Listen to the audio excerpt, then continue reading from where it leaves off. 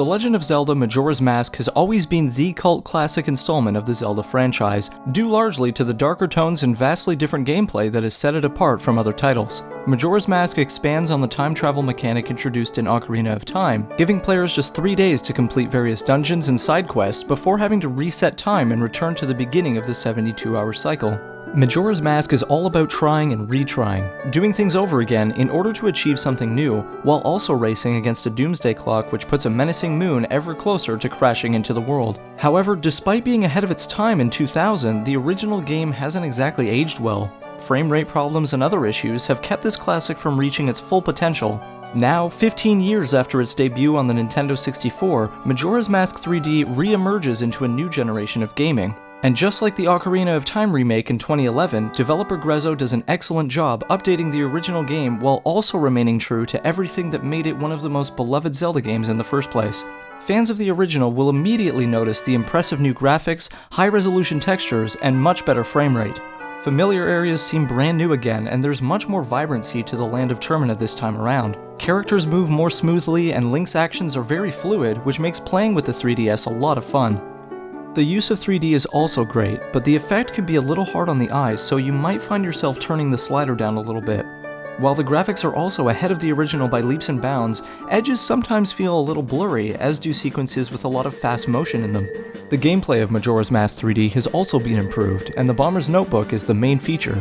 It's now a lot easier to keep track of day-to-day events and other important information that would otherwise get lost in the original game, due to the countless cycle resets players will have to go through. This neatly organized quest log is by far the most welcome change to the game, and really helps give it a sense of modernness. Tracking down masks and completing side quests for townsfolk is much more sensible now, saving a lot of time and writing in the process. Overall though, the game's user interface isn't quite as intuitive as it should be. Leapfrogging from maps to quests to other areas didn't feel as connected and integrated as it could have been. Another important gameplay tweak is the Song of Time, specifically the double time variation. Instead of moving directly forward to the next 12-hour period, the game actually lets you choose the hour you want to skip to. It felt great not having to wait around for events to begin. Instead, I could just pick a time and jump right into whatever needed doing next. The updated Sheikah Stones from Ocarina of Time 3D are here too, which provide hints on where to go if you end up getting lost. The owl statues from the original game are present as well, but with a fundamental change.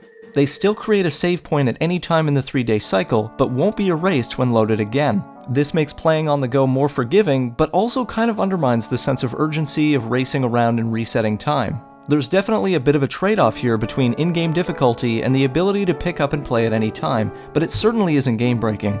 There are plenty of other minor changes to note as well, and fans of the original game will quickly realize not all items and characters are where they used to be. More than a few times I found myself having to do things a little differently, but this is by no means a bad thing. These changes help keep the game fresh and surprising for new players and veterans alike. Boss battles have also been updated in a big way, and they are much more satisfying to complete as a result.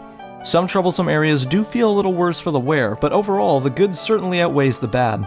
There's a greater depth to the world of Termina in general. Despite being played on a smaller screen, Majora's Mask 3D is a breath of fresh air that fans have been wanting for years.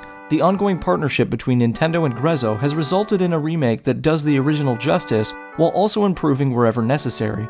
Majora's Mask is easily the most charming game in the Zelda series, and in 15 years almost nothing has changed. Minor hiccups aside, Majora's Mask 3D is a fantastic retelling of Nintendo's dark, quirky, and downright weird Zelda spin-off. On behalf of Narcade, I give The Legend of Zelda Majora's Mask 3D a 9 out of 10.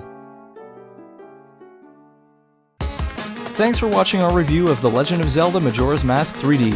Feel free to take a stroll through our YouTube channel, check out our weekly gaming podcast, and stay tuned for our Majora's Mask 3D limited edition unboxing.